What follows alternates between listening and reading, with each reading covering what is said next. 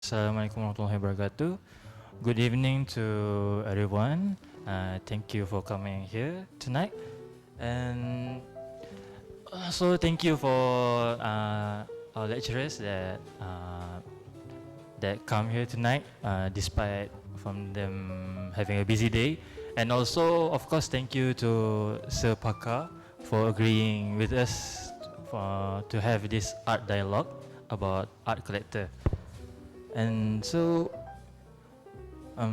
without further ado, I would like to welcome Sir Paka to give like a brief introduction about himself and about his collection. Alright. Thank you, Aiman. Hello. Terima kasih banyak kerana first of all sudi invite me to this dialogue session. And firstly, I wish to clarify that I'm not a sir. Tak ada sir lagi. Tapi tak apa. Firstly, my name Fakhruddin Sulaiman atau normally known as short form, dia orang panggil Paka saja. So you can call me Paka anytime. And my profession, my full-time job as a lawyer, a practitioner. And that's the reason why kalau you tengok I punya Instagram punya account. Microphone on. Ya. Microphone on kan? Ada. Kat mana? Dah. Itu dah on dah. On. Dah on dah. Okay. Yang tadi tak dengar. Okay. Start balik. Pakar Sulaiman. Tukar. Ha? Ini okey tak? Hello. Hello. Tes. Okay, kita mulakan sekali lagi. Let's start again, all over again. My name Pakar Sulaiman or Fakhruddin Sulaiman. Can call me Pakar. I'm by profession a lawyer, a legal practitioner. And the difference between lawyer dengan legal practitioner is that lawyer practice law, whereas a legal practitioner practices law, tapi a lawyer need not necessarily practice law. He can be a lecturer in law. He can work as a legal advisor in a corporation. But legal practitioner is quite specific. He's a lawyer who practice law. That means if you want any legal problem ke apa semua, then the legal practitioner is the one to approach. If you look at my IG account, you will notice I put there part-time art collector. As a legal professional, you are not supposed to do any other work apart from practicing law. Can't even do part-time. Part-time boleh, tapi can't do any other work. So I can't call myself a full-time lawyer, full-time collector. Ramai yang kata you dah more or less full-time collector sekarang, pasal nampak dekat mana-mana exhibition and that kind of thing. Tapi I still cannot maintain the term full-time collector lah. And I've been collecting art since the early 1990s. Graduated in London. I was an alumni in ITM first for the first 3 years, 1977. Most of you have not been born at that time. I went to London to complete my law. I did a stint at the Honourable Society of Lincoln's Inn, where you get your barrister law, which is the degree or the qualification that entitles you to become a legal practitioner in Malaysia. Came back in in the 80s, in the 80s, was called to the Malaysian bar around that time. So I've been a legal practitioner now for close to or almost more than 40 years. Itu dia. serba sedikit tentang I punya profession. See. Thank you. How do I call it? Sir? It's not sir, tapi more to encik. Encik. Sir selalunya yang comfort dekat London tu by the Queen. Okay, so okay. Encik cukup. Alright. Okay. We'll go on to our first question with Encik Pakha. Okay. First, are there particular artists or time periods that you are especially drawn to, and why? Terus direct kat situ. Okay. I started collecting, like I said, in the early 1990s. And therefore, naturally, I've been collecting artists of my generation. So, artists yang start practicing or doing work in the 1990s are those that I focus on, basically. I started like everybody else, as a normal, just buying art for the sake of buying or because you like the work and all that. That's still the good advice for any new collector. You buy works which you like. But subsequently, over the years, you will develop your own taste. You would have been more knowledgeable about art, and that's where you become more serious. In 1995 or 96, if I'm not mistaken, there's a solo exhibition by Bayu Tomo Rajikin that was held in the Creative Center in the Balai Seni Lukis Negara then, which is now Hotel Majestic. There was an old National Gallery. It's been turned into a hotel now. At that time, there was this discrete building next to the main balai, which is called a Creative Center. This Creative Center provides exhibition space for young artists like Bayu and to display. So Bayu had his first solo at this Creative Center. 1996 was the year. And I was taken really two works by Bayu at that time. And if you can show the image. Yeah. This is the first one. It's quite a big size, relatively big size painting entitled Brothers. This is dated 1995, a year before the solo. The size is about 7 feet by slightly more than 5.5 feet. Quite a big size painting, and on in by the image of two brothers.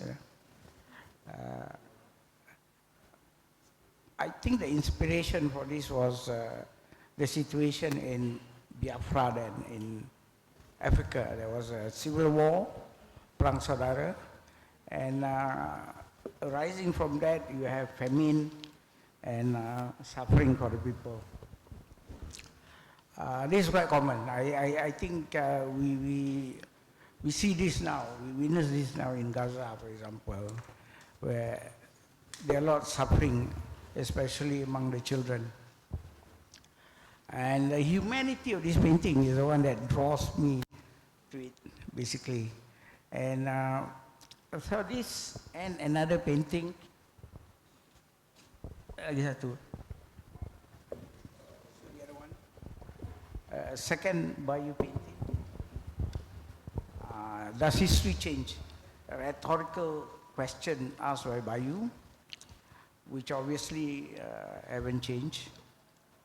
This is inspired by the photograph, one of two very famous photographs taken during Vietnam War. This particular painting was inspired by the photograph of Eddie Adams. Eddie later won a Pulitzer Prize for his photography. But Bayu has manipulated the image. Bayu has manipulated the image to show basically, what it shows basically is this, there is this, the one who's holding the pistol is a brigadier general in the South Vietnam Army, and who captured this Viet Cong suspect as a prisoner. So the original photograph will show that brigadier general, the South Vietnam general, pointing his pistol point blank at the man in the middle, the Viet Cong suspect, and shot him point blank in the middle of the day in busy Saigon. This was during one of the Tet offensive, where Viet Cong and and the North Vietnam attacked Saigon. As you can see from this particular image, this Bayu has manipulated the brigadier general pointing the gun at himself and asked that rhetorical question. I was brought up during the years where Vietnam War was raging. So anything about Vietnam War at that time, you tend to follow in the newspaper, and you get immersed in it as an observer. It's like what is happening now in the case of Gaza, where we are following the genocide that's taking place there. And it's part of my upbringing, part of my growing up in the 60s, 1960s or 70s, before it ends. And so that's one of the reasons why I was attracted to this particular picture, this particular painting. And apart from that, it was also quite relatively, compared with the senior lawyer's work, relatively cheaper in terms of price. And therefore, it's quite affordable. And so at that point in time, these are the two paintings which I would say provide a milestone, an important milestone in the direction I was collecting in my collecting activity, because initially, bear in mind that most of us as collectors, we are self-taught. Nobody teaches how to collect.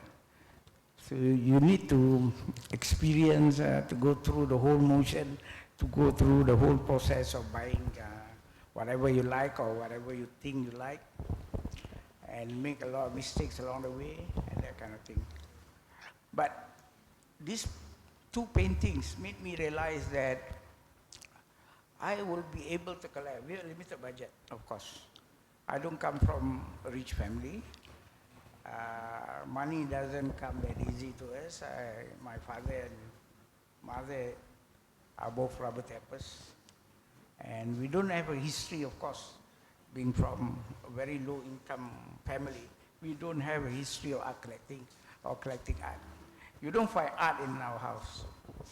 I started my interest in art only when I was studying in London, where there was a wide exposure of art. So growing up in Batu Sembilan at that time, in a village, as a rubber tapper punya anak, nothing will provide, nothing will make you into an art collector. There's nothing in the house, for example, in terms of art. Kalau ada pun, probably newspaper, and that kind of thing, and nothing prepares you to become a collector with that kind of upbringing. Also lucky, I was exposed to art in London, and it kept me thinking, with that kind of limited budget, what direction, what sort of art I should collect. I can afford Syed Ahmad Jamal, I can afford Latif Muhyiddin or Ibrahim Hussein. These are the three masters of modernist art in Malaysia. But I thought, with the limited budget that I have, I could only afford maybe, can't even afford even their minor works or their studies.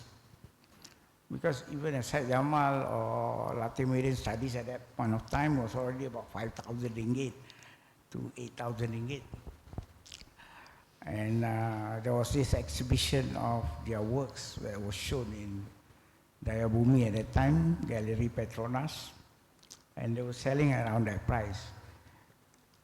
But these are minor works, bear in mind, because if you are looking at the major works, you won't find it there. And I look at Bayou exhibition and look at the price.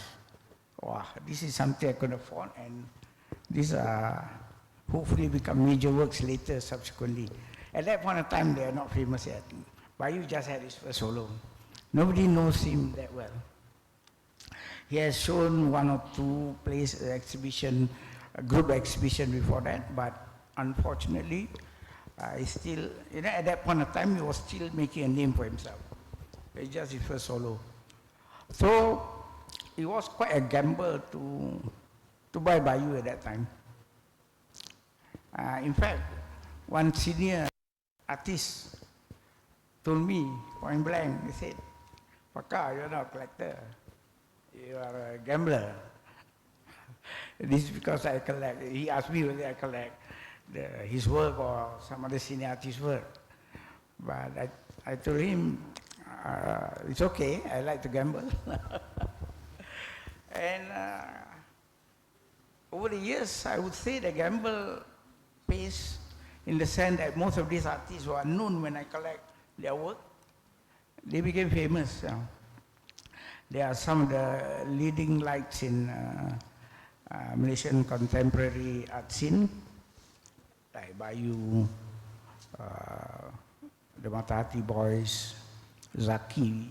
These are the early, these are the artists whose early works I started collecting at that point in time. So the focus of the question, back to the question, is that to answer your question, the focus is basically on the works of artists during the 1990s. That's when I started collecting in a way, and also the works of artists who are more or less my generation. I see.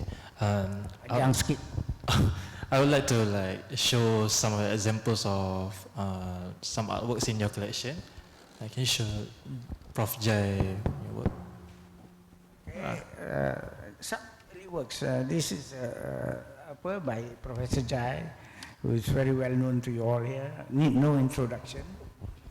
And there's a small study next to it. This is one of three Bomo paintings I did. In the hands of Jai, for example, or Zaki, drawing on paper, charcoal or whatever on paper, is no more a study for the final work. It becomes a work by itself, a complete work by itself. So like this painting, this Tok Bomo, it's just called a Tok Bomo because everybody knows that. When you mention Tok Bomo, is basically a Bomo who mend a broken bone. Mana kalau tangan patah and all that, tulang patah, you cari Tok Bomo. The other two pieces, huge pieces, which he did, Jai did at this point of time was,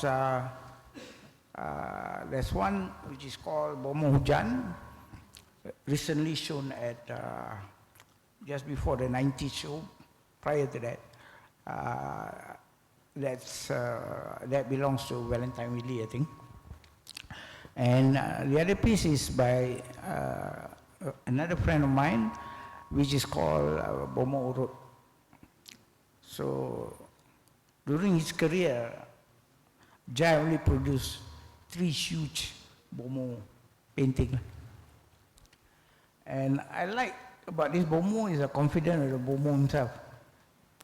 Jai in the guise of Bomo. You can see.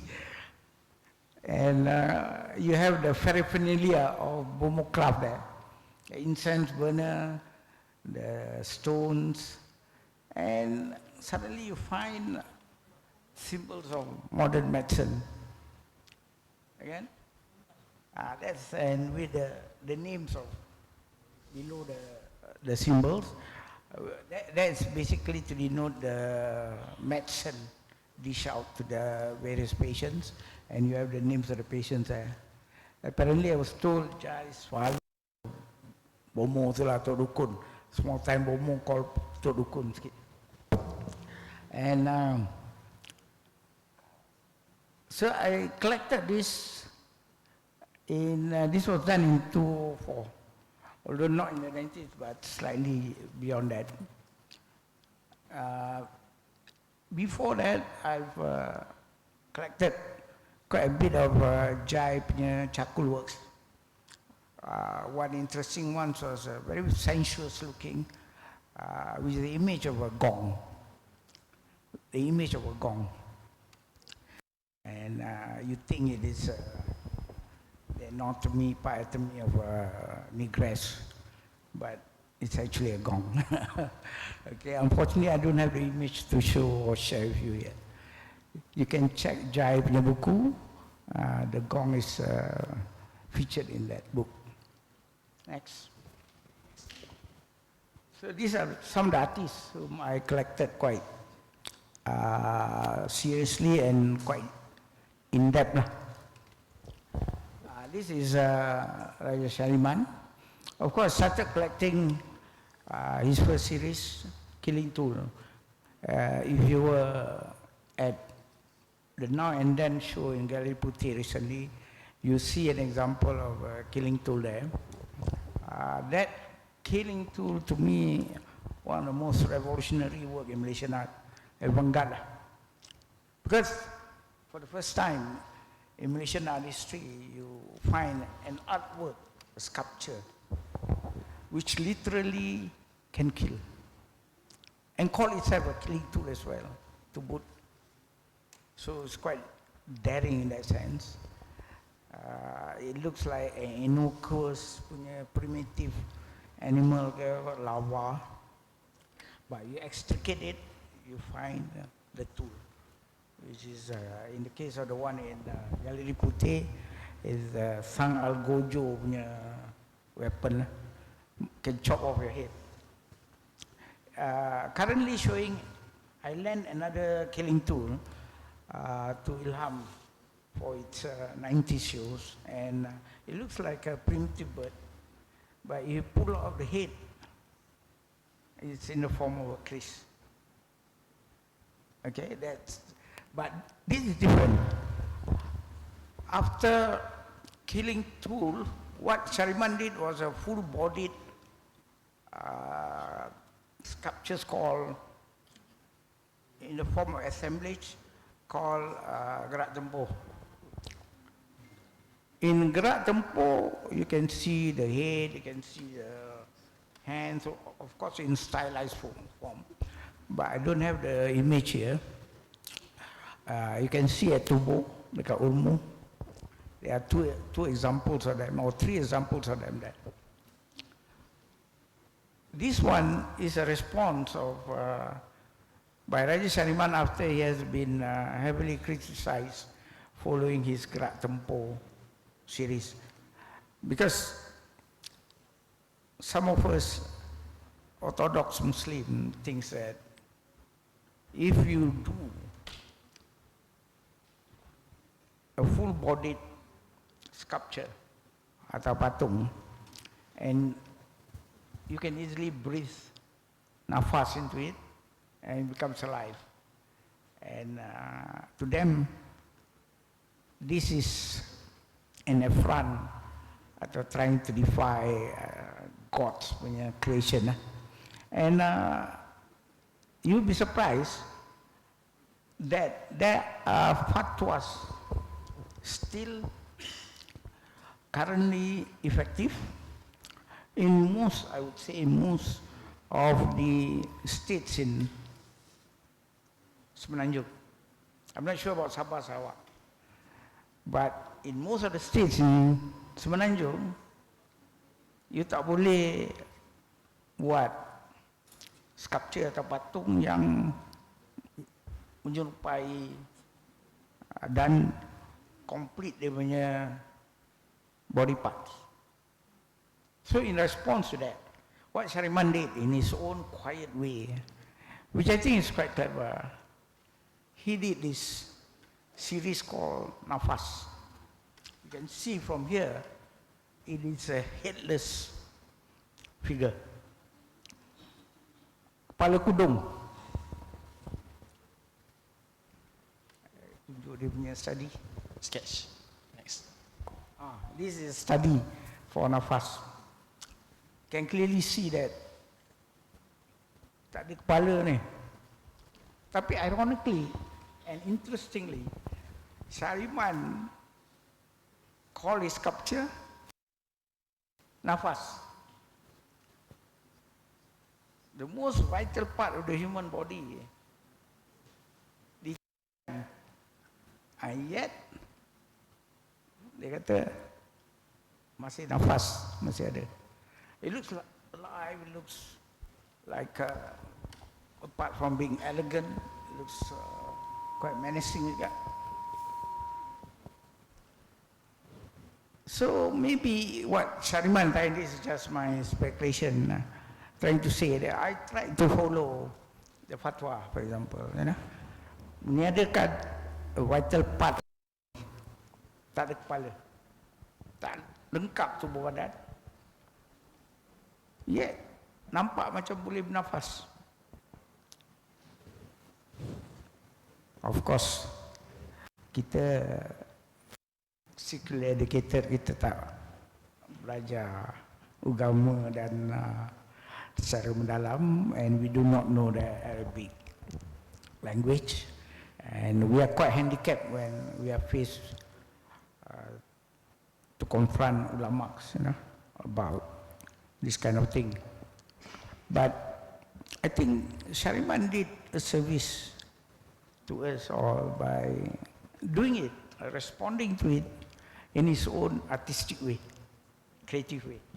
Tapi masalah dia, ulama mungkin yang ortodoks lah, mungkin tak faham atau tak sampai kat dia orang. Jadi the so-called debate tu memang ada, ayah salah, tapi antara yang bisu dengan yang peka, so at criss-cross. Itu bagi saya antara karya Shariman yang menarik and provocative and challenging. Right. Next. Next. Ini Ho Chong, his self-portrait with monkey, because I was born in the year the monkey. This is an AP. This is only piece, walaupun it is a print, tapi this only piece available. I was quite lucky to get it. Ho Chong decided to sell some of his early works at one of the new gallery that was open in Kampung Atap masa itu. It's Liza Ho punya, and her and Snow at that time before they broke up. Next. Ho Chong. Ini Mona Fendi punya fotografi. So Ho Chong works in many mediums. Tadi woodcut, but this one is black and white photography. He recreated the scene. Mani bunga, I call it. Tapi ini sebelum merujuk kepada Mona Fendi, the notorious bunga yang mandi bungakan dia punya victim, and cut into 22 pieces later. Very gory scene. And lepas tu dia pergi a little bit of tidbit dia. the doctor, he went after he collected the fund, the duit daripada the victim. He's a famous art collector, and he's at that time was a top plastic surgeon in South Asia. I think you know me, Dr. Steve Wong. Steve Wong was the person she went to in order to do her facelift after she murdered Mazlan again. And this is on record, public record, because Steve Wong was summoned to the court to give evidence. And I think the police took they traced the money to him. So finally he has to give up the money. Although he has done a preliminary job, initially he hasn't done much. Because I told him, judging by the face, you don't look like you did a good job. He was very defensive. Jokingly said, no, I haven't completed yet. Okay. Next. Next, Awal. Okay, here another two works by Ho Chong. This is a New Migrant series. These two works can be seen at Tubo, but there are 6 other pieces, similar pieces of the same series. You can view the card Ilham. It's currently showing in Ilham. It looks like they have managed to procure about 6 other works. The one on the right is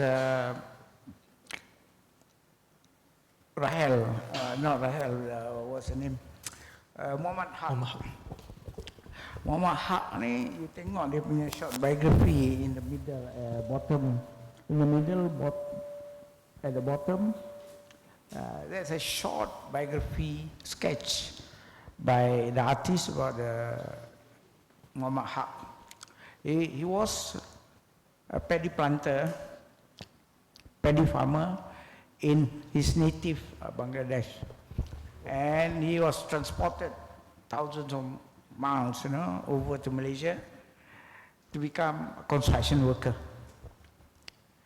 and help build perhaps the tallest twin tower in the world until now, which is a heroic thing. But these are unsung heroes, which has been elevated and given tribute by the artists. The unsung heroes of Malaysian development.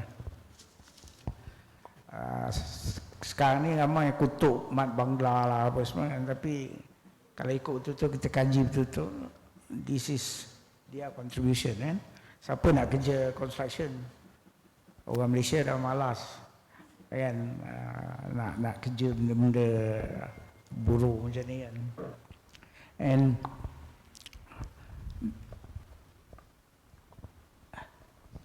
ini basically the idea to give tribute via portraiture.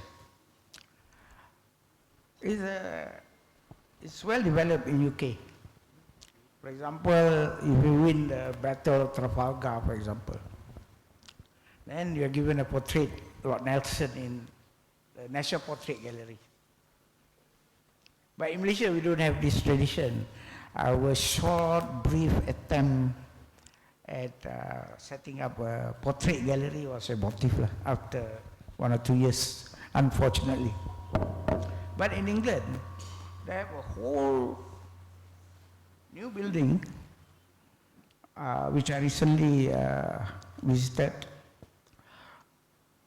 National Portrait Gallery, where they hung some of their heroes there, or almost of their heroes who contributed to society in that gallery. So Ho Chong borrowed that idea to give tribute to these heroes via portraiture. And this is done in charcoal. Next. Zaki, this was acquired during his first solo. Masa tu Valentine Willie was having their gallery somewhere in Sukasa. That's the first early start in their dealing with art. I was fortunate at that time to be invited for the preview. And I saw this. I love the Slipper Jepun. It gives a local content to it. Ya, kalau tak ada Slipper Jepun tu nampak macam too international. Tak ada local content. But it looks very quiet, tapi it seems like something is happening there. Kan? It's not a quiet painting, but it might trigger a lot of thinking, a lot of inquiries from us. Why this TV, antique TV, and why is it closed? What is this man doing? You know, smoking cigarette. So.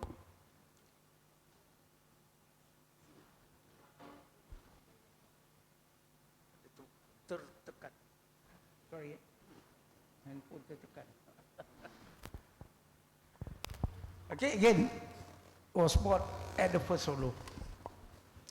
And they become Zaki's celebrated series, much sought after now by collectors. And at that time was selling about 6,000 ringgit. Still quite not that cheap. But compared with the value now, I think it's many times over. Alright, next. Ini Zaki juga, tapi small Zaki. Sometimes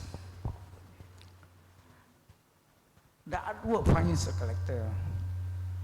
This is an example where when it was first shown at end of year sale by Valentine Willie, they have a yearly show where famous artists, not so famous artists, will be doing works and selling at below 1,000 ringgit. Zaki was selling at 1,000, this one, but his bigger works and all that, kalau ada show ke apa, mesti sold out.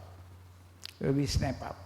Especially group show. In a group show, Zaki will only provide 1 or 2 works. Not that many. So for this particular show, this is a work that he put up. Valentine really starts at 6. I came over about nearly 9. Pukul 9 baru sampai. So as I walk up the stairs, Valentine Willie is on the first floor in a shop house dekat Bangsa then.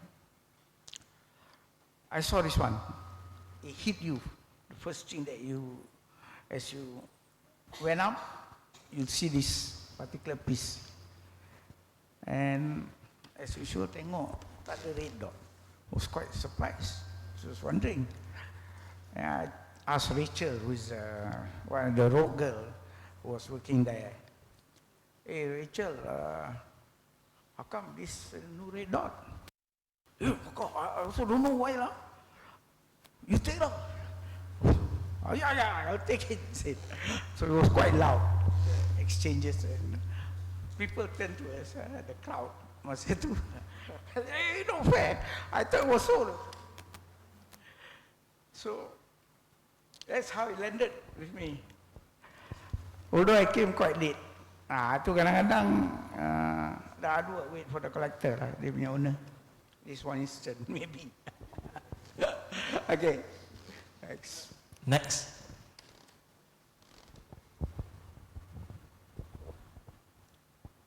This is my next study for his Amron. Tom Riders. This one. This is a small sculpture, 1992, and the early works of Benoit.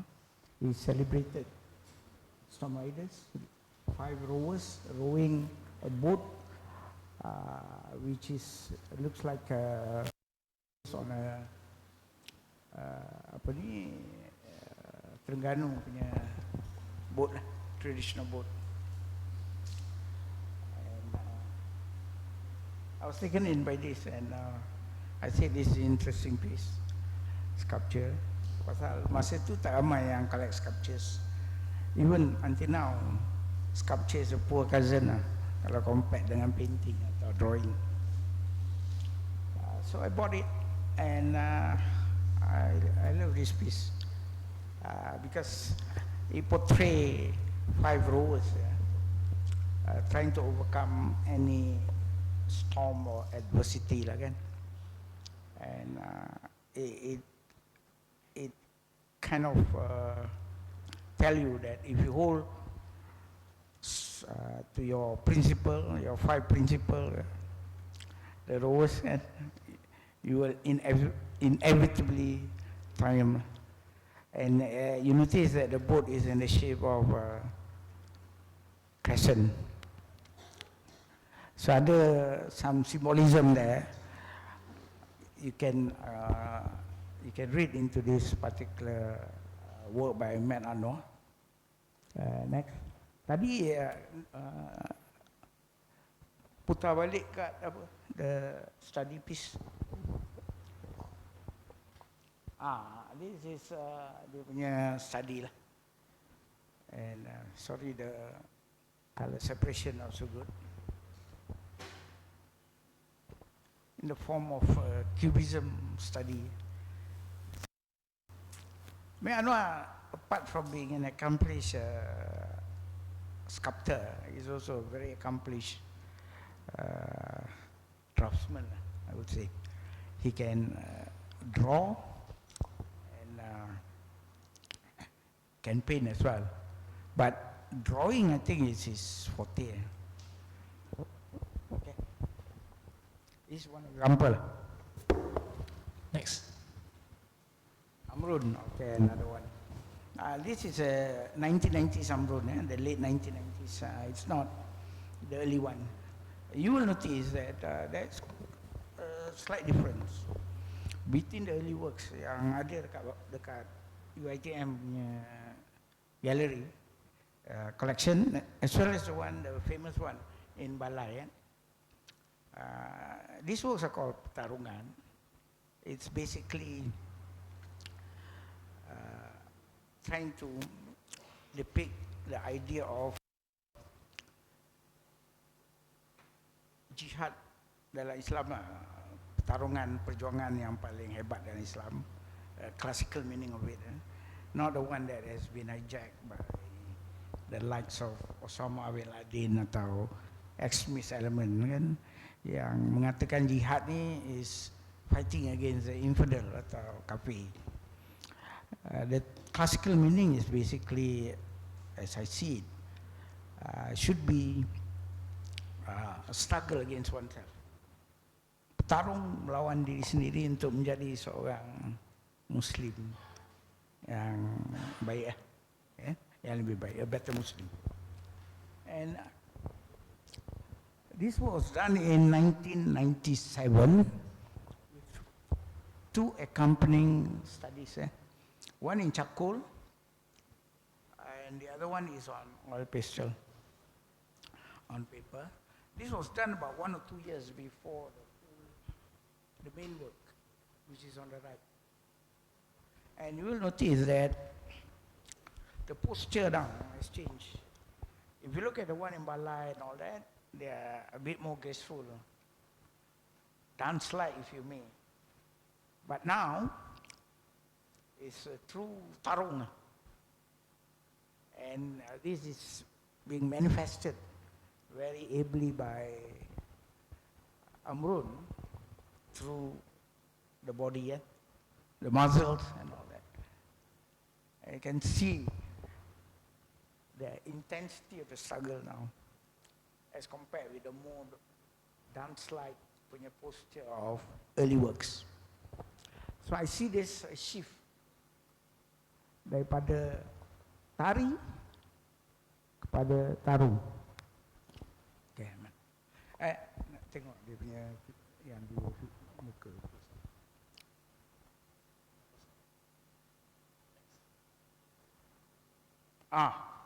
Kalau you tengok, this is work on paper. I said, Amrun ni quite amazing. Pasal apa?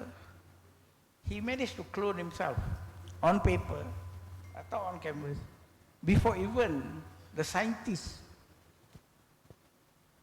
created Dolly, the first ship that was cloned. The early Amrun, 1980s and all that, semua ada image of Amrun versus himself. Dia melawan diri. You can see from here, you can dua figure tu, dia melawan diri sendiri. And that's a clever way, I would say. Bila I tengok karya-karya Amrun, I tengok, it dawns on me, this is a very interesting, clever way of trying to portray the idea of melawan diri sendiri.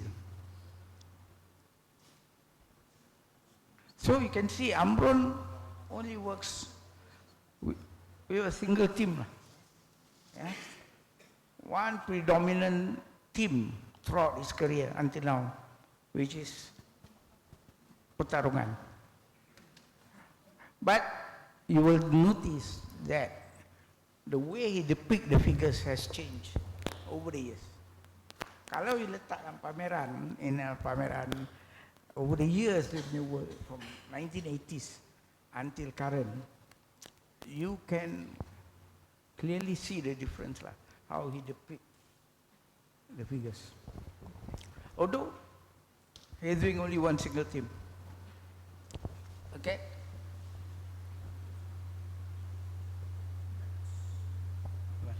All right. Those are examples, some examples of works that I've collected over the years. As you can see, they are predominantly about figure. Because masa tu, I find that these artists are brave.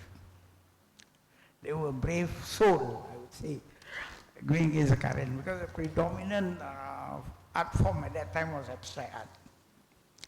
And I don't know, I was talking to Hasnul at that time. He was telling me that there's quite a peer pressure for Malay artists at that time, and even daripada ITM, not to portray the figure. Because portraying the figure seems like un-Islamic to some.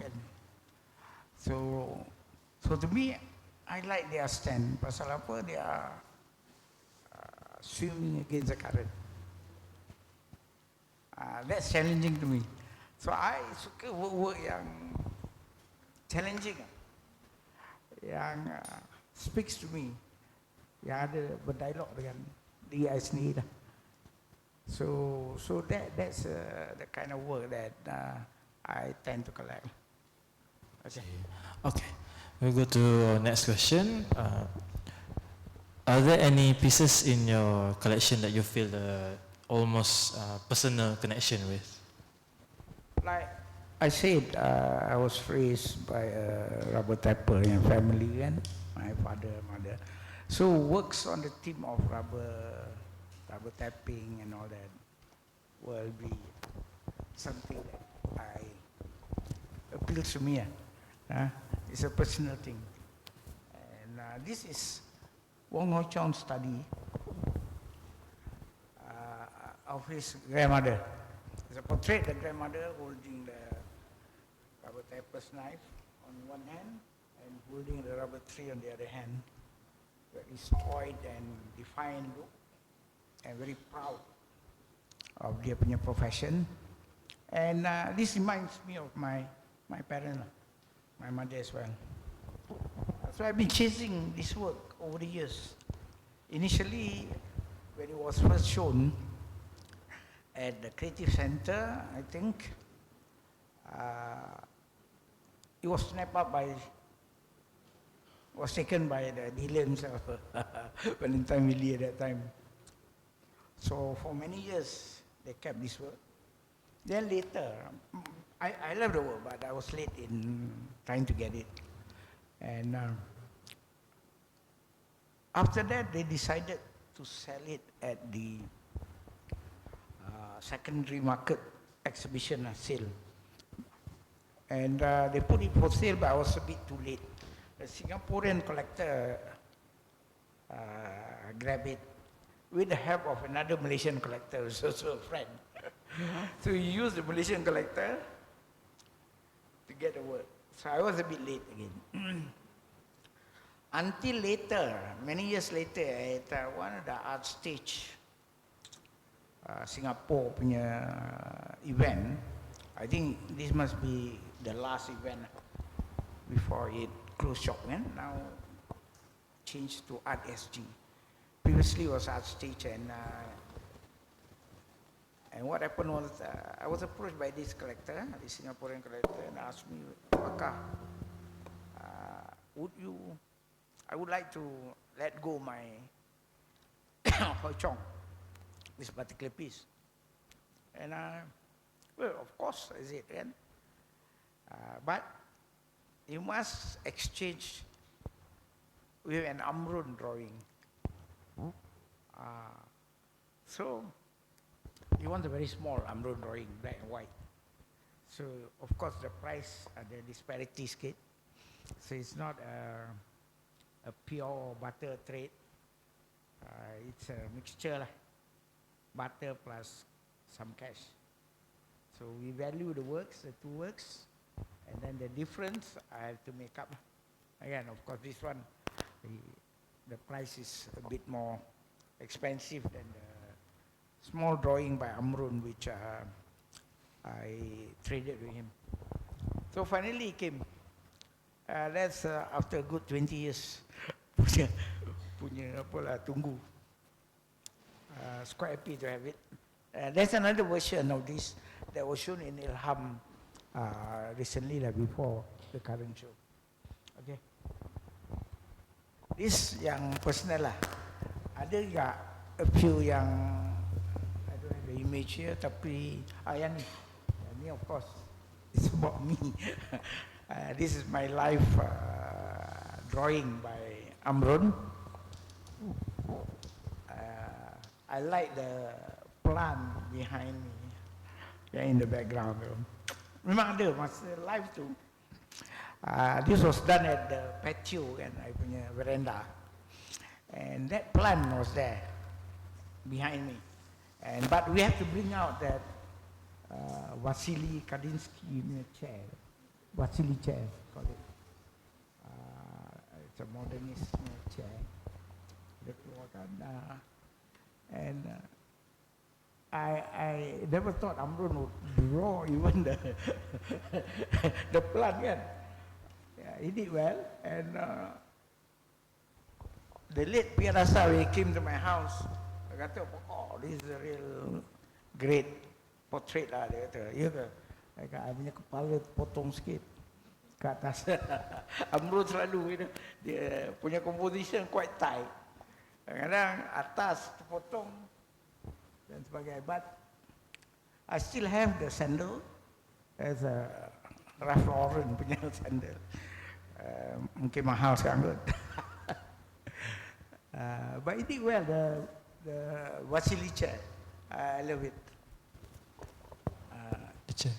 This is a portrait of my late wife, Fatima, my partner in crime as collecting art during those days. And you can see the face. Hilang senyum.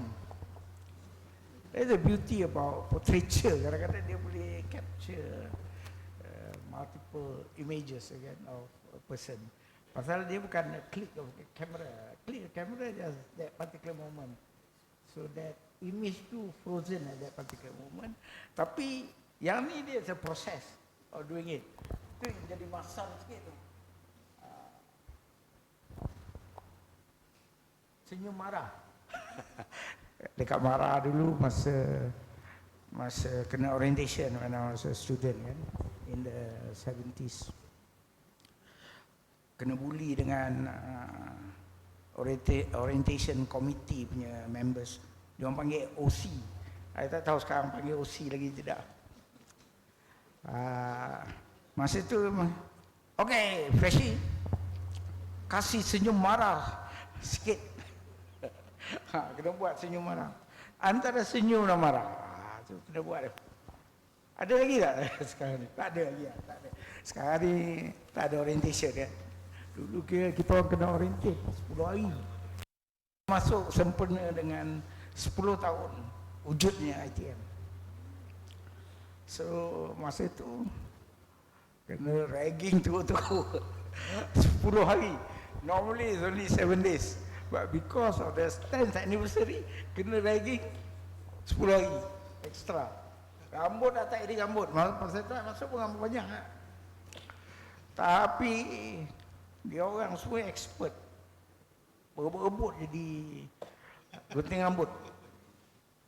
Dari sini adalah usi. Tak dia compang-comping.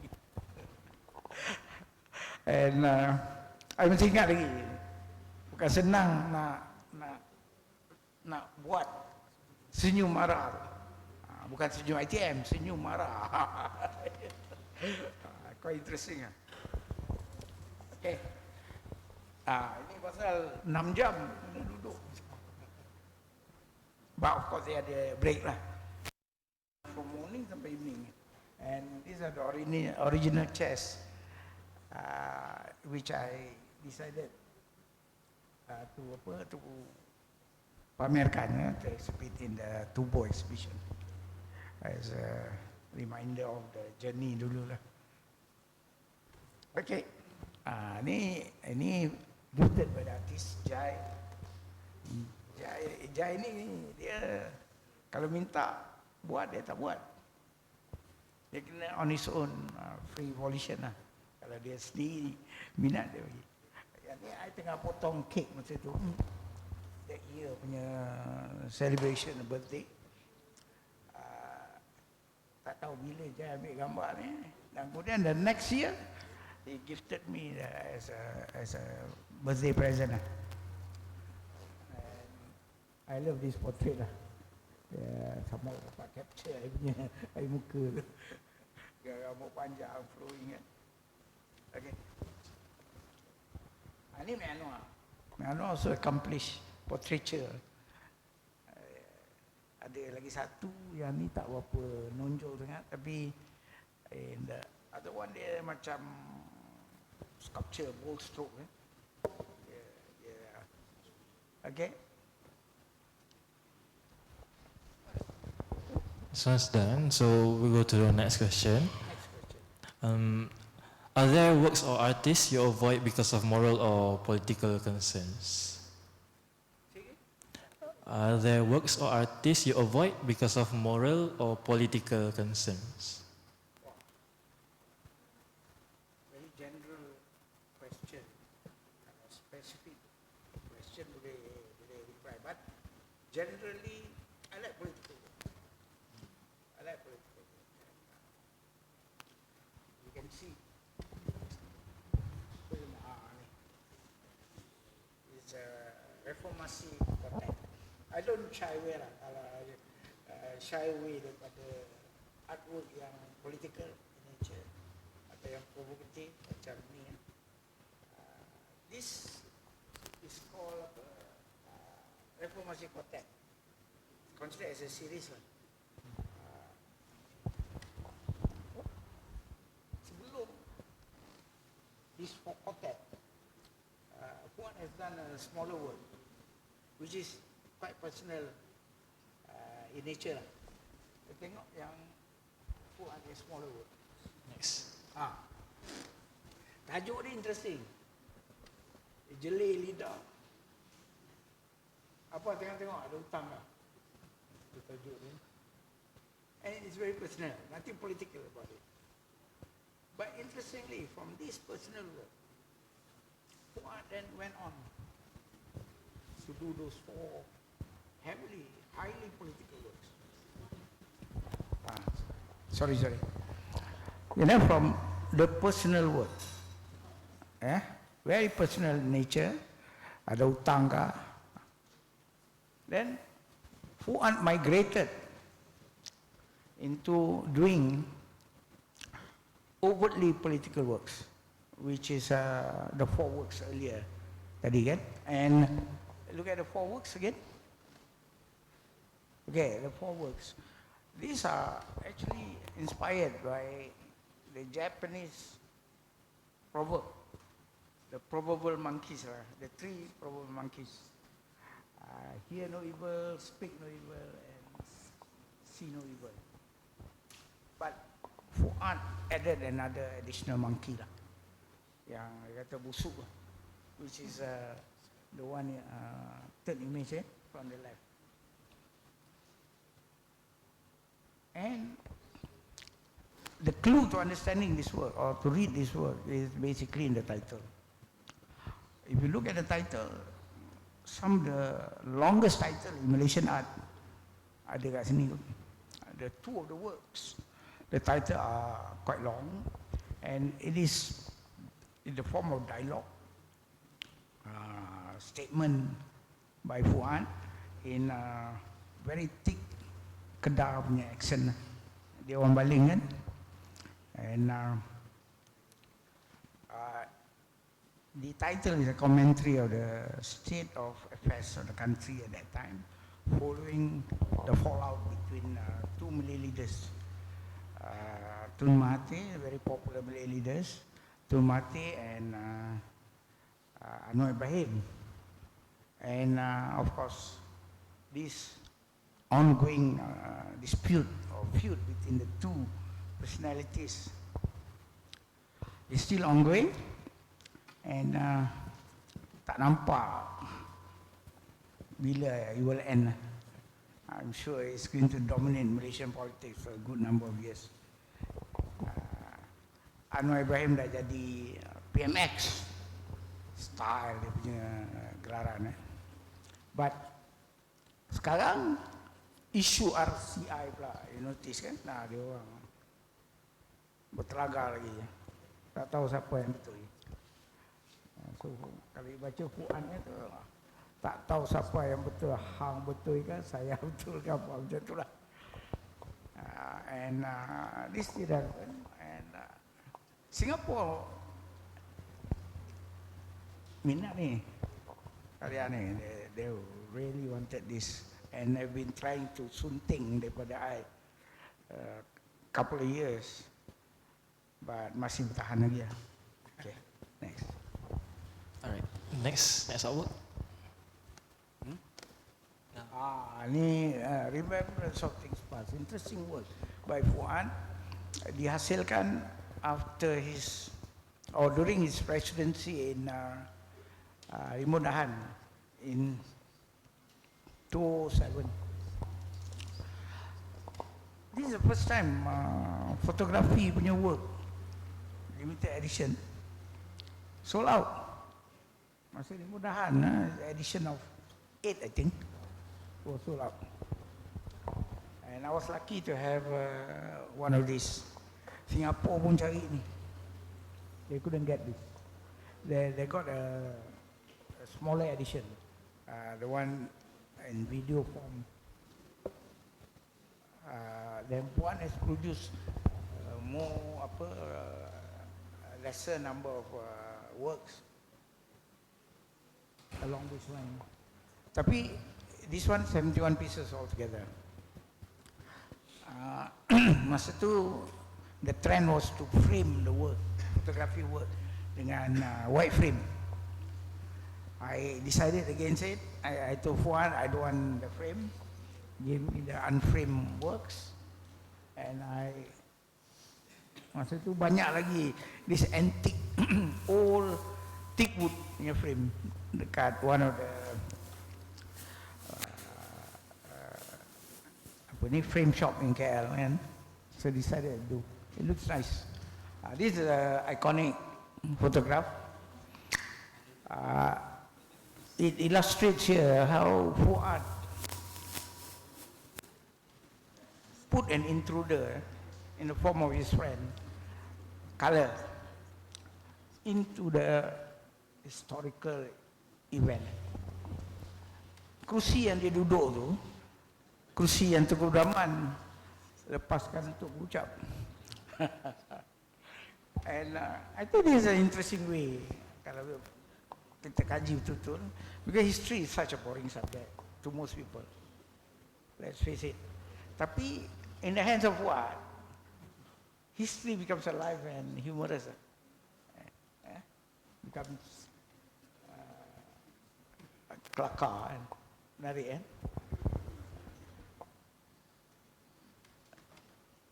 The interesting thing is macam mana Fuad buat ni. How does he do it when at that time AI belum wujud, Photoshop pun belum develop. How do you do it?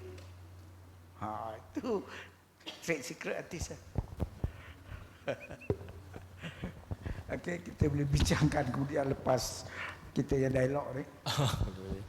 Okay, we'll go to our next question. What do you think is the most significant contribution that private collectors make to the public art world?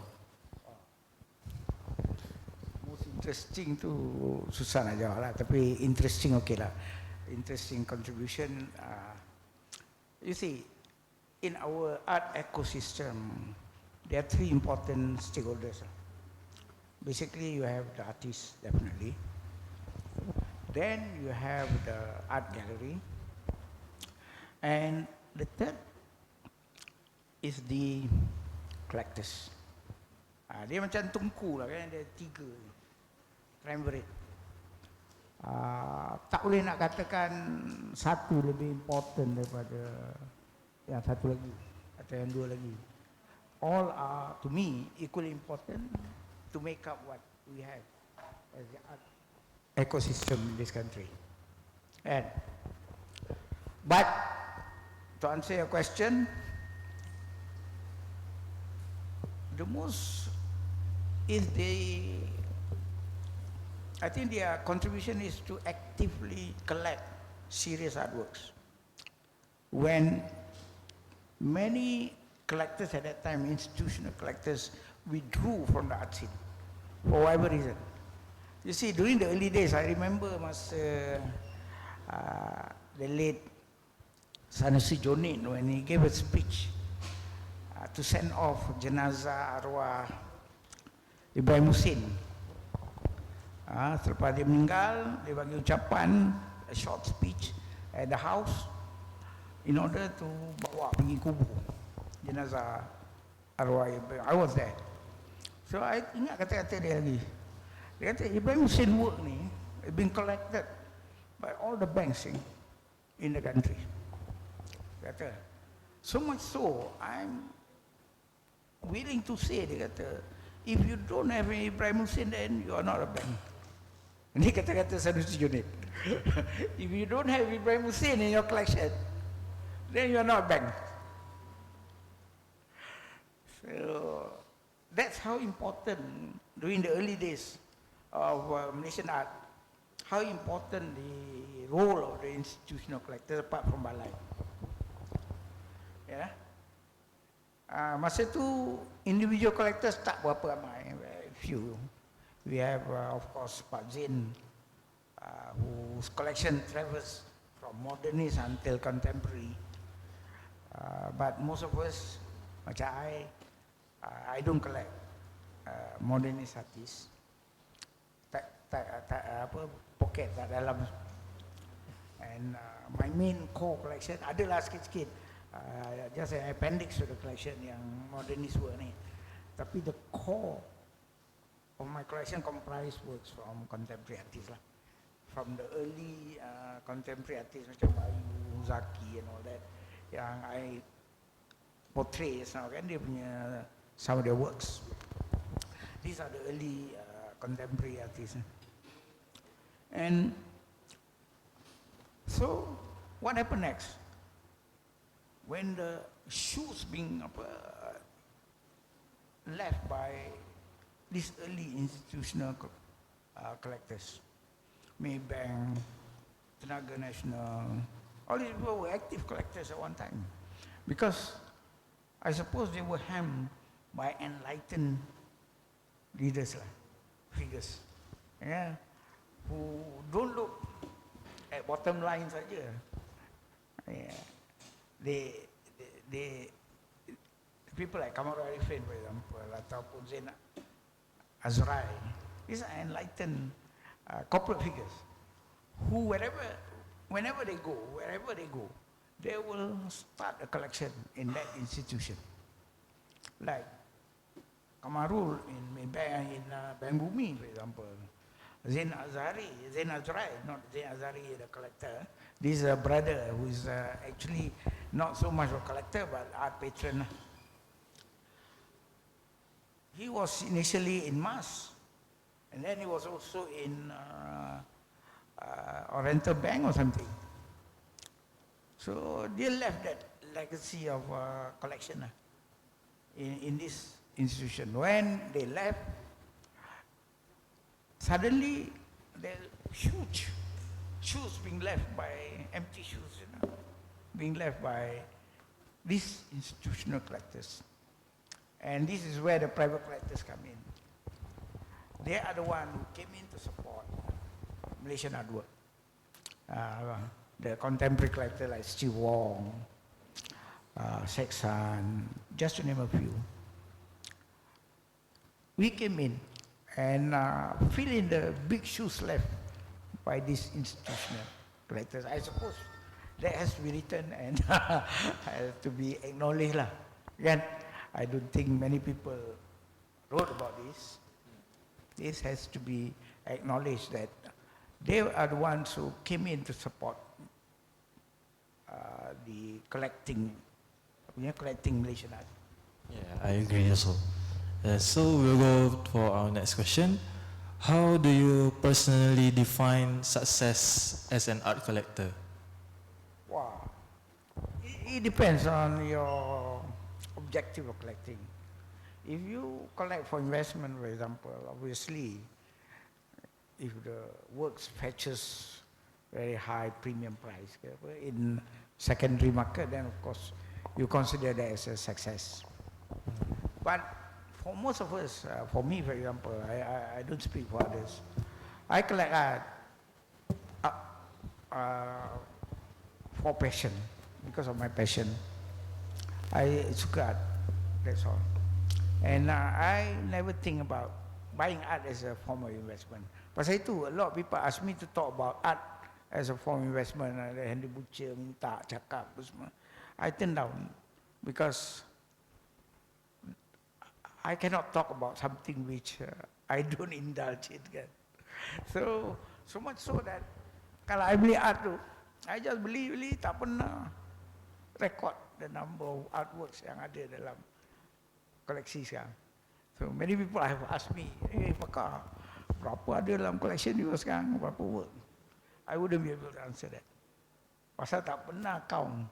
Takut nak count, pasal takut nak tahu berapa banyak duit dah habis belanja. So success is depend. For me as a collector, success is defined maybe in terms of intangible the happiness that you derive from collecting. The happiness. Yang tu a reward by itself to me. It's intangible, tak boleh dikira dengan RM, kan, ringgit and sen. Tapi it makes you happy. It makes you proud of the collection. And the fact that some of these artists I collect during the early days, they have now become successful. That to me also is a reward. Again, secara tak langsung, kita ride on their success. Okay? See.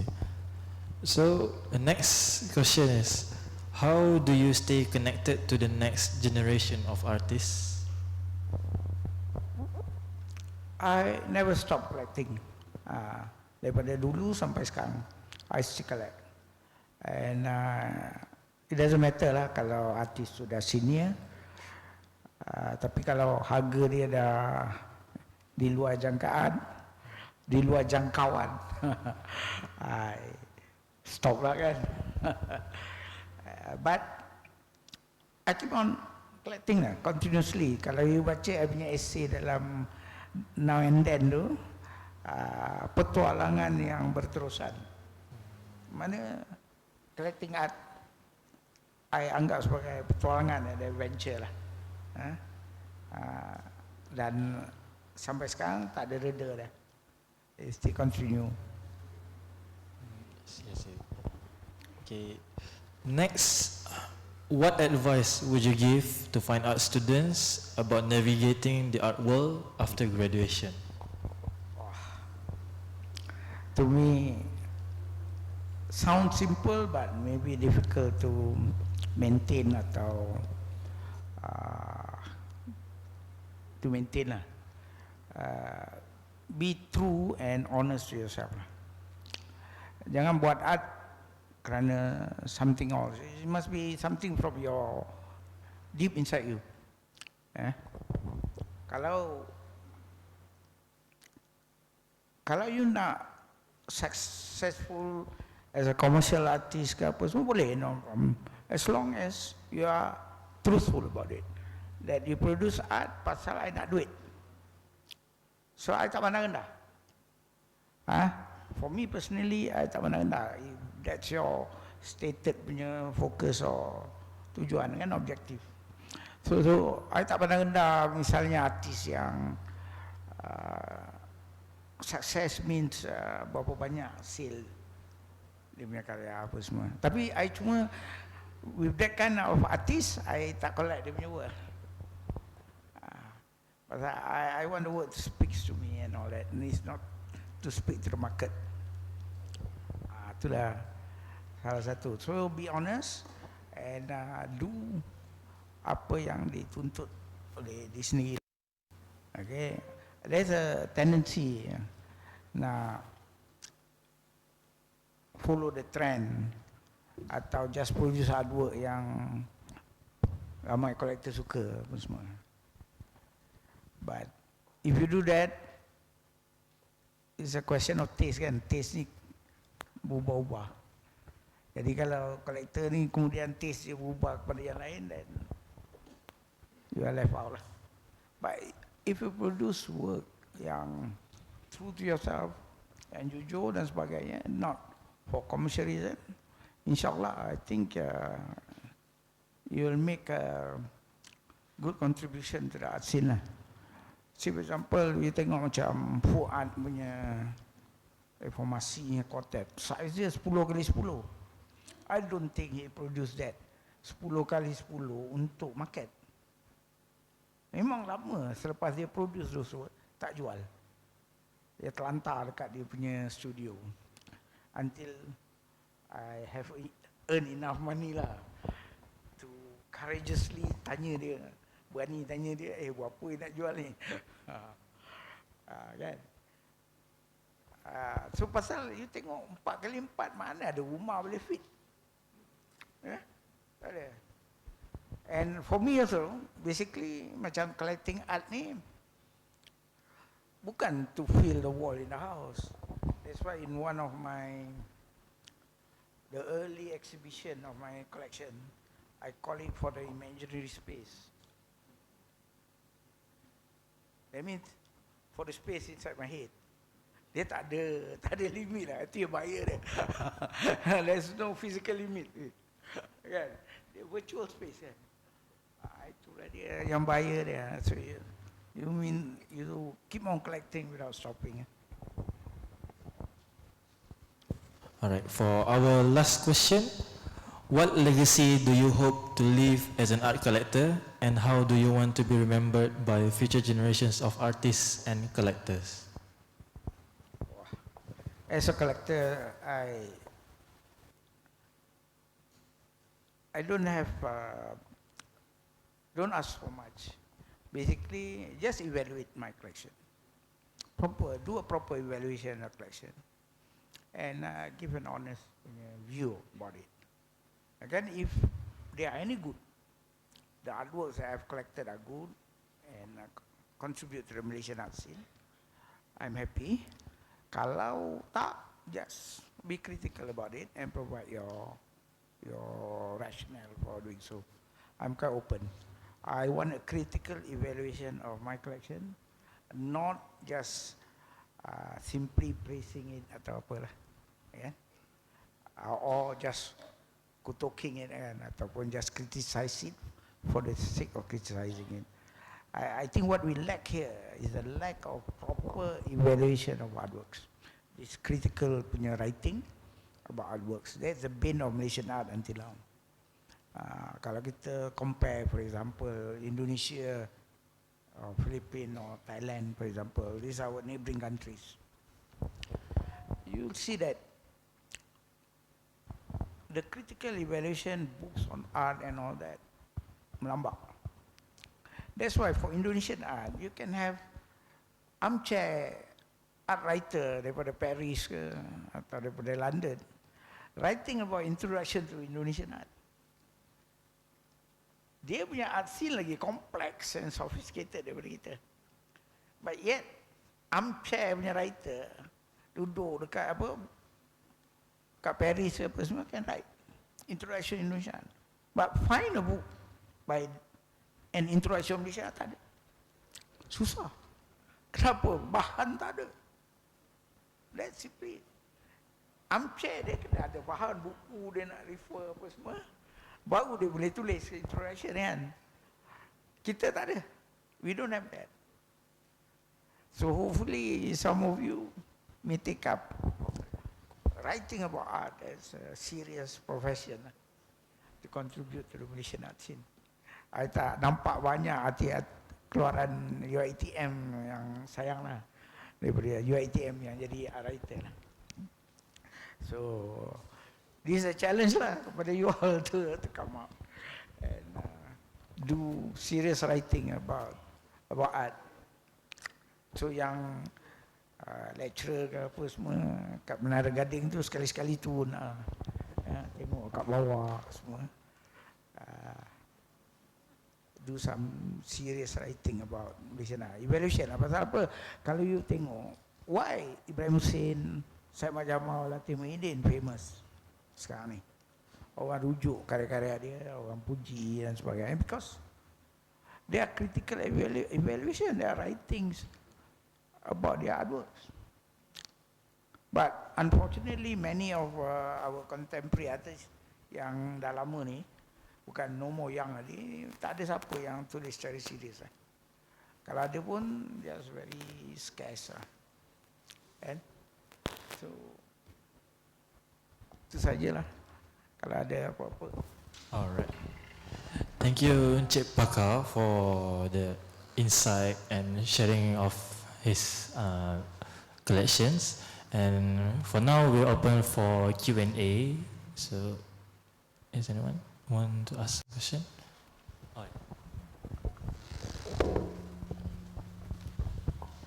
Hello, Mr. Pakarudin. I'm from China. I'm a PhD student from University Malaya in Fine Arts, and I'm very delighted to hear your lecture today, and I would like to take an opportunity to ask you a few questions, and particularly as I have read about your two-book collection exhibition at URMU2 in June this year, and I noticed that you stated the art collection is not just about acquiring masterpieces, but about perceiving the entire creative process. And I'd like to know, is this concept influenced by the specific philosophical perspectives? And moreover, how does this approach shape your positioning as a collector and your understanding of the value of artworks? This is my question. Thank you.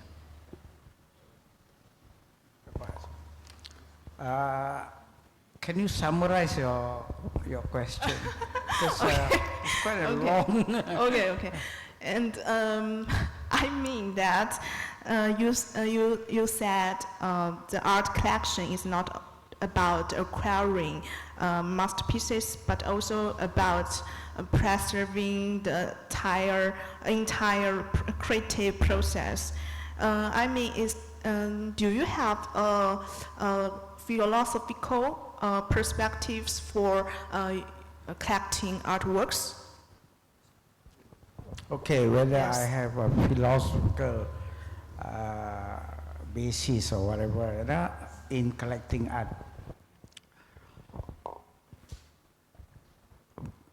Philosophy, generally, I would say yes, but not in a specific sense, because it's about how I look at things, For example, if I look at the art, I want the art to speak to me, to dialogue with me, to trigger off some thinking in serious thinking in myself.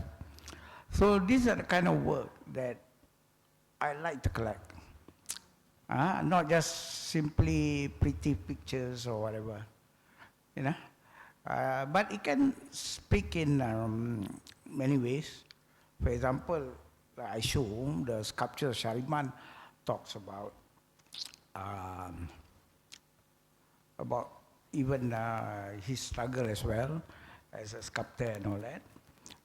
Amrun, for example, he struggled to be a better person, trying to portray that idea, that philosophy, if you may. And Anwar, for example, as well, the struggle to overcome adversity and that kind of thing. So those are things that basically I look for in choosing their work in my collection. Initially, it was just, like I said, just buy what you like. But over the years, you gain more knowledge, more, like I said, collectors are self-taught. So along the way, you collect more information and knowledge about art. Then you tend to be more serious in your collecting activity. So if the work speaks to me, to my idea about culture, about religion, even about politics, then I would like to collect them. Does that answer your question? Okay, thank you very much. It's very have benefits from them. And I have also written some art criticals about after your two-book exhibition, and I wrote about Ahmed Osman's artworks, and I would like to explore further discussions with you on Instagram. Okay. Yeah, of course. Okay, thank you very much. You are most welcome. I'm more than happy to have a discourse with you. Thank you very Okay, much. thank you. Does anyone have another question?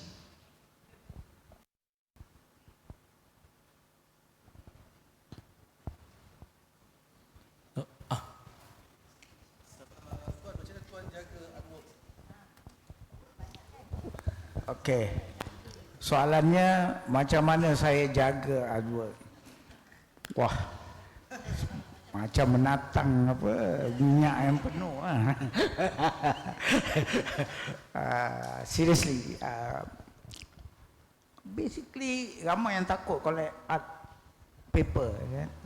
Work on paper. Pasal apa? There is this myth lah, orang kata mitos yang mengatakan work on paper tak tahan lama apa semalah. Memang memang secara kasarnya memang betul lah. Canvas lebih apa orang kata senang to maintain daripada work on paper, tapi sebenarnya tak apa susah. If you look at the work sekat tubuh kan, work on paper, they are still good condition walaupun dah ada yang sampai 30 tahun, lebih daripada 20 tahun. I punya yang this I stumble upon by accident lah. I dapati for maintenance kat rupa, I put on the aircon 3 times a week. 3 times a week, Monday, Wednesday dengan Friday. So Monday balik buka aircon. Because I do not want to allow the temperature to be too cold atau too hot. Kalau dia ada violent fluctuation of temperature, it's not good for the artwork. And the other thing is to keep on the fan running 24 hours. This will circulate the air. Aircon tu dia quite dry, kan? Dan the fan will circulate the air. So dia boleh apalah spread the temperature, the cool temperature or the hot temperature across the room. I noticed that it works quite well. Tak payah apa dehumidifier ke apa semua. I tried that one tapi dia leceh sikit nak gunakan, kan? But I think aircon will suffice plus fan. Alright. Is there other questions? Oh.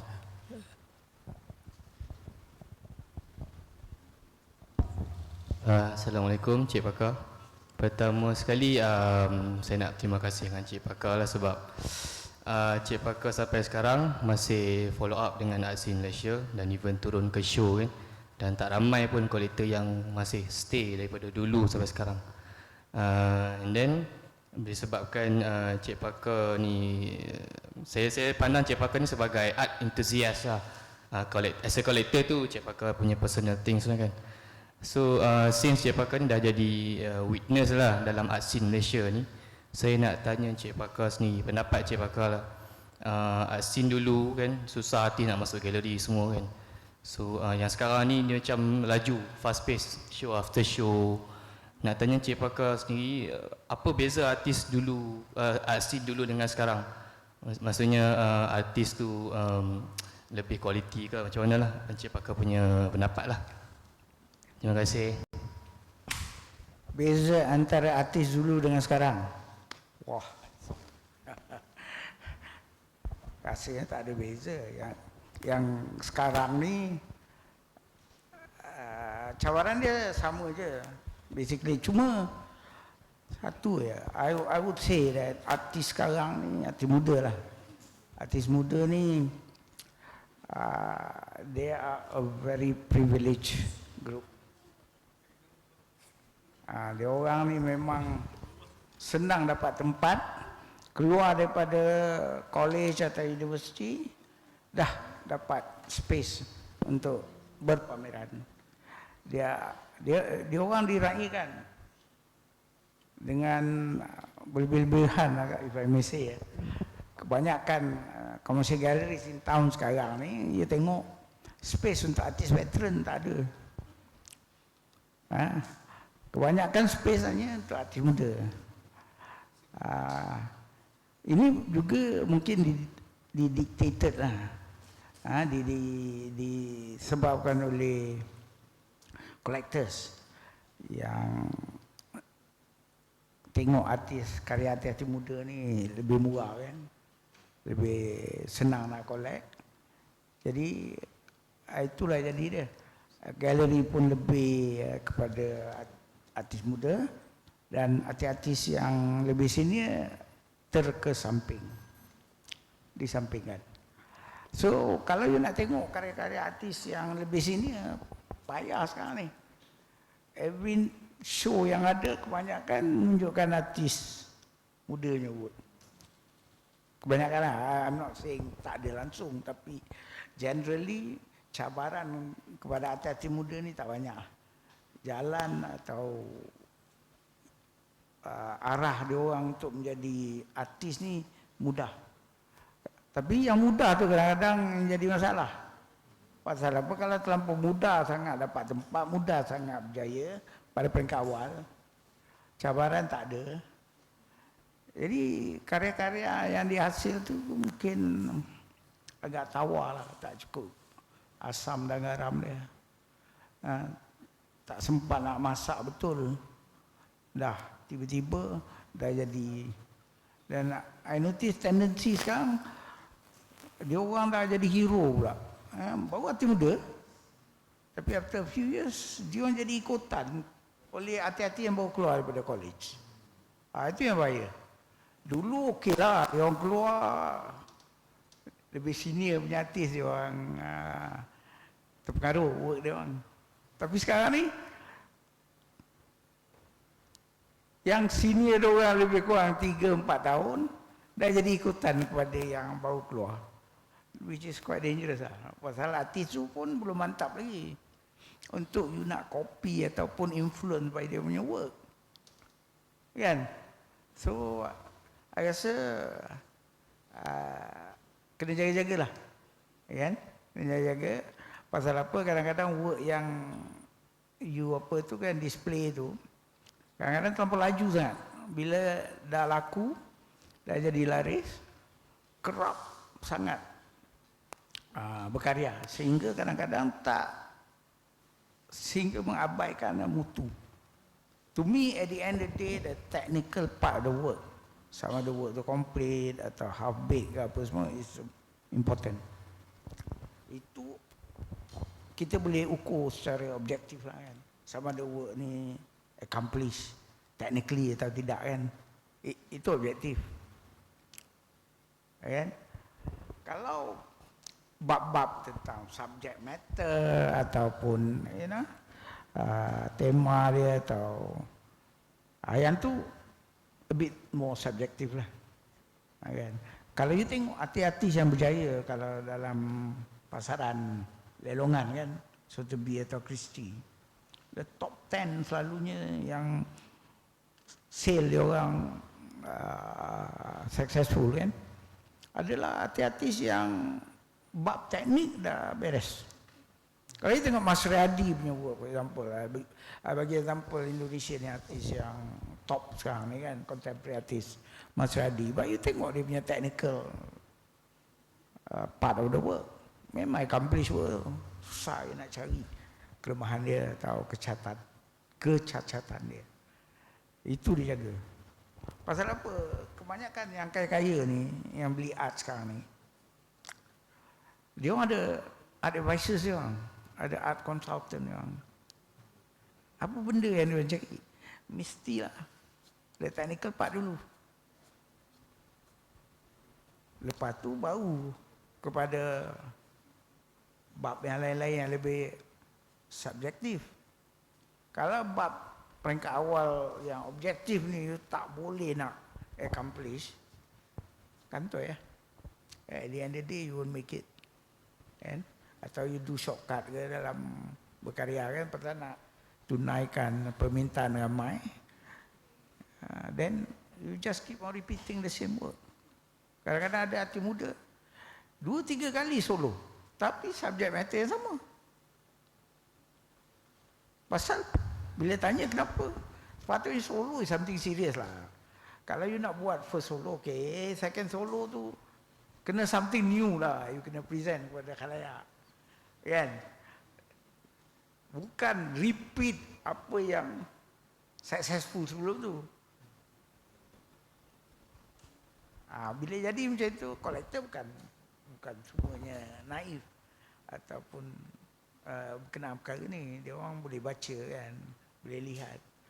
Pasal apa, kebanyakan kolektor ni walaupun self-taught, dia orang selalu pergi tengok show, dia orang punya eye pun dah train.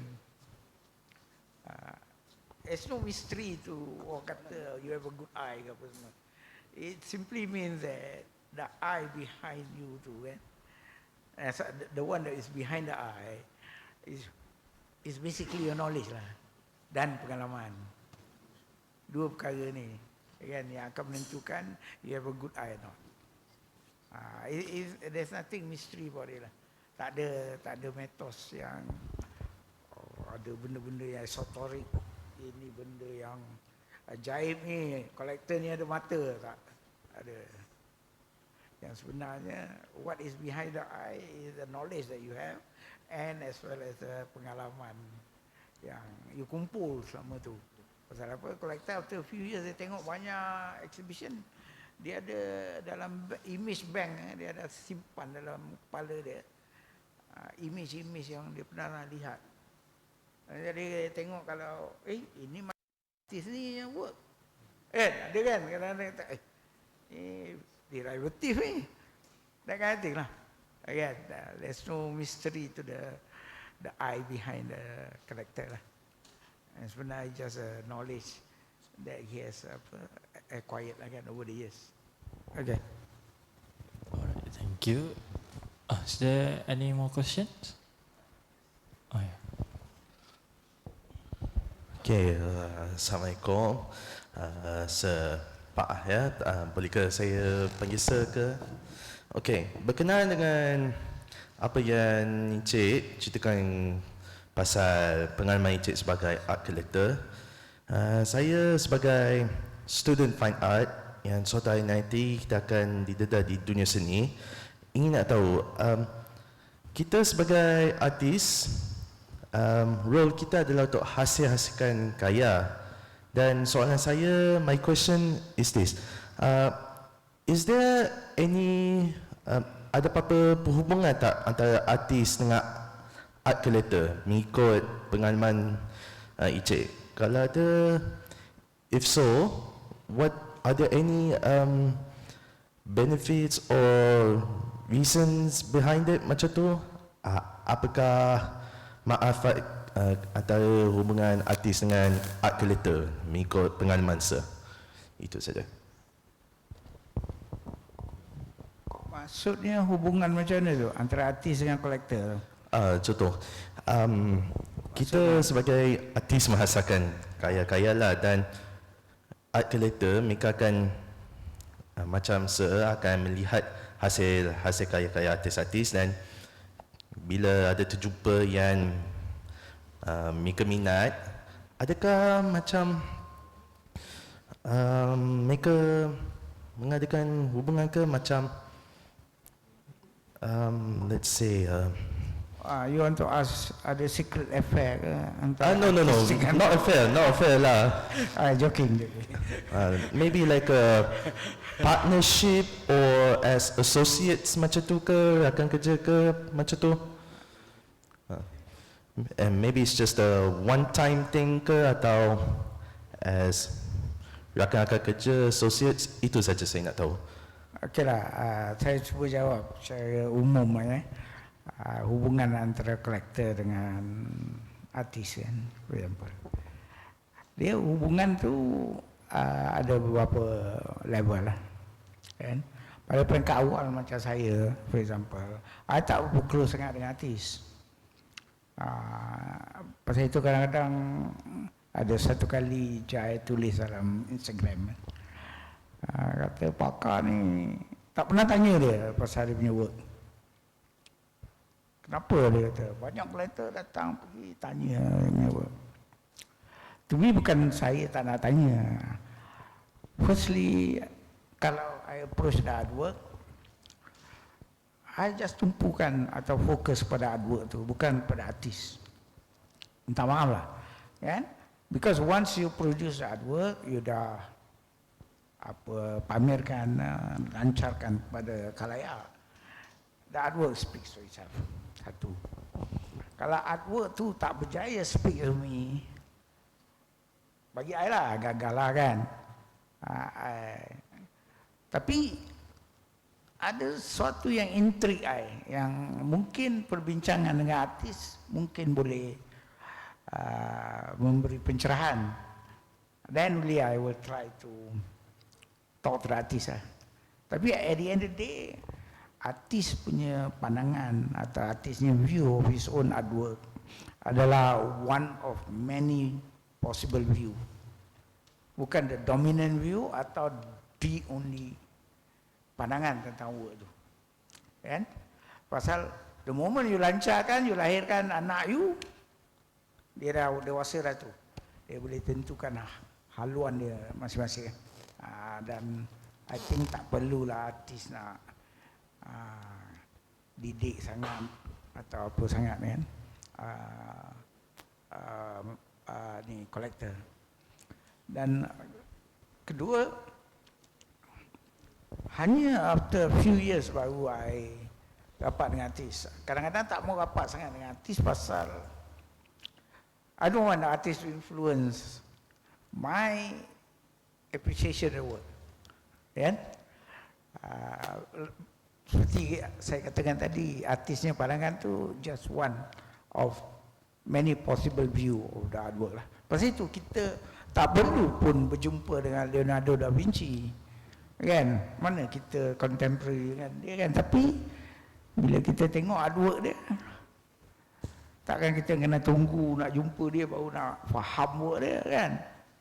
So artwork itu boleh wujud secara independen daripada artis lah. Ya. Dan kita approach secara apalah, secara demikianlah. Tak perlu sangat ada hubungan rapat dengan artis. Yang tu peringkat lain-lain, itu kawan-kawan dan sebagainya kan. Tapi bagi saya tidak menentukan kita punya appreciation of the artwork atau cara kita melihat artwork tu. Saya harap boleh satisfy the answer. I think there's one last question. Yeah. Hi, Mr. Bakar. It's an honor to have you here. My question is, since you mentioned just now, there's our art scene at the moment is all new, emerging artists, and then it opens a lot of doors for them. So, as an art collector, I'm interested to know whether is there any young artists that you like and you purchase their artwork, and then why and what do you see in this new young artists?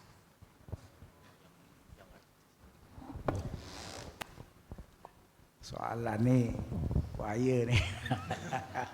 Pasal apa? I don't want to speculate on any artist work lah kan.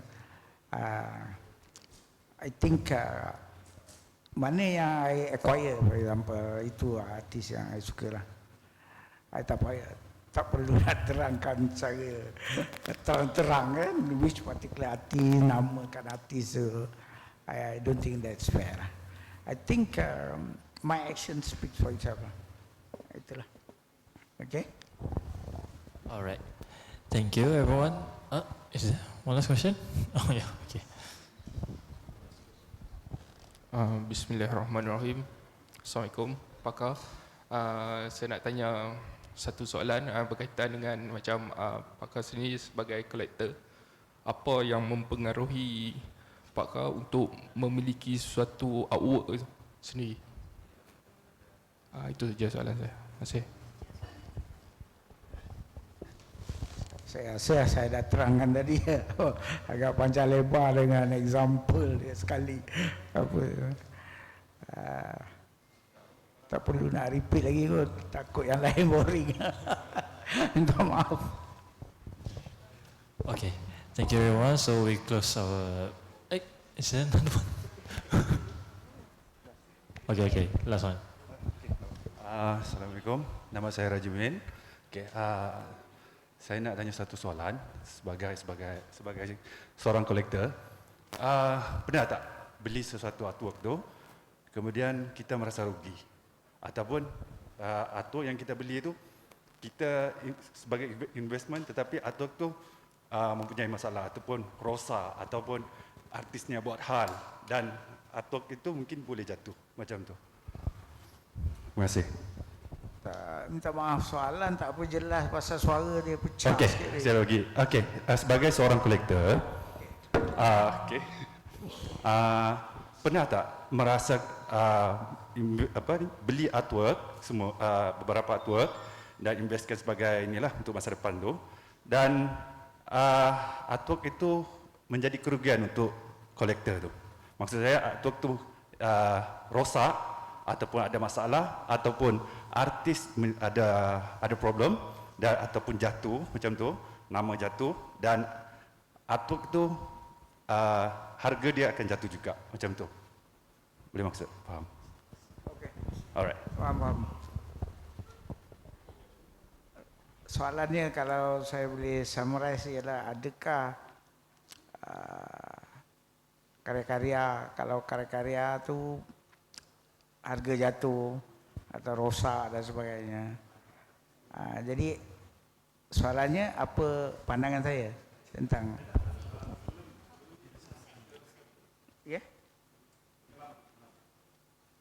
pengalaman.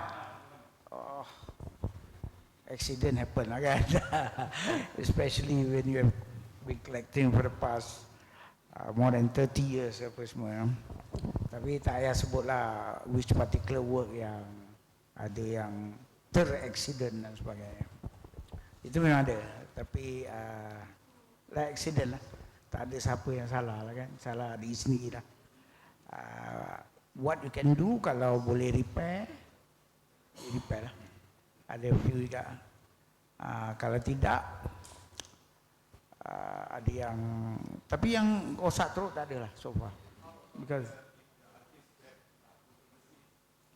how the artist take it? Artis yang kontroversi.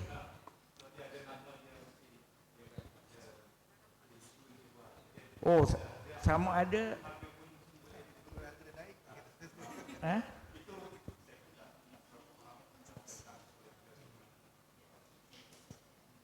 Mungkin pagi apa mic artis yang kontroversi ni macam mana soalan dia? Adakah artwork tu akan harga dia akan jatuh, nilai dia jatuh apabila artis tu mempunyai kontroversi ataupun mempunyai masalah, contohlah dia ada buat sesuatu hal yang masalah, and then artwork tu pun boleh, harga artwork tu pun boleh drop macam tu. Okeylah, saya dah cakap tadi kan soalan tu untuk investor yang mengumpul art for investment purposes lah, jadi dia akan sensitif pada harga-harga artis semua. Bagi saya yang tu bukan satu yang penting lah, ya kan? Cuma kalau karya tu rosak atau apa, kita sedih lah, ya kan? Sedih bukan kerana harga dia tu, tapi sedih kerana work tu rosak, ya, Baisan. Jadi itu satu controversial artis. Kalau artis controversial akan affect value artwork. Again, back to the question, kalau it is a matter of dollars and cents, saya tak boleh jawab lah. Pasal bagi saya bukan collect kerana dollars and cents kan. And itu hanya secara kebetulan, bukan the main focus, kan? Okay, terima kasih Tuan. Alright, with that we end our Q&A session. And then I would like to invite Dr. Razif and Dr. Hazlin and Madam Uda to give a bit of appreciation gift from our group. Nak bagi.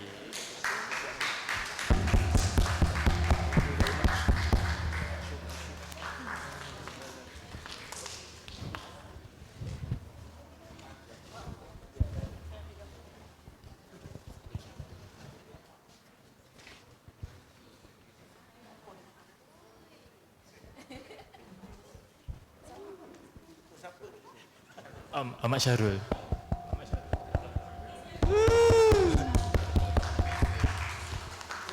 Tu Ahmad Syahrul, angkat tangan.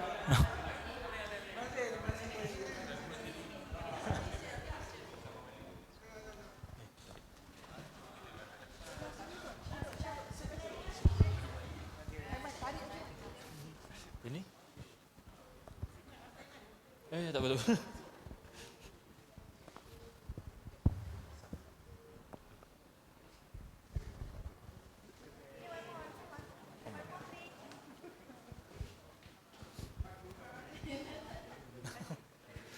Alright, thank you everyone, and thank you especially to Encik Paha for agreeing.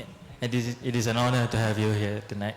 And thank you everyone, and we also have like a bit of refreshments behind, so yeah, you're welcome to have it. Oh, and also from our group, can we have a photo? Like from our class first? Group first? Oh yeah, group. Semua dulu lah, semua dulu. Semua dulu.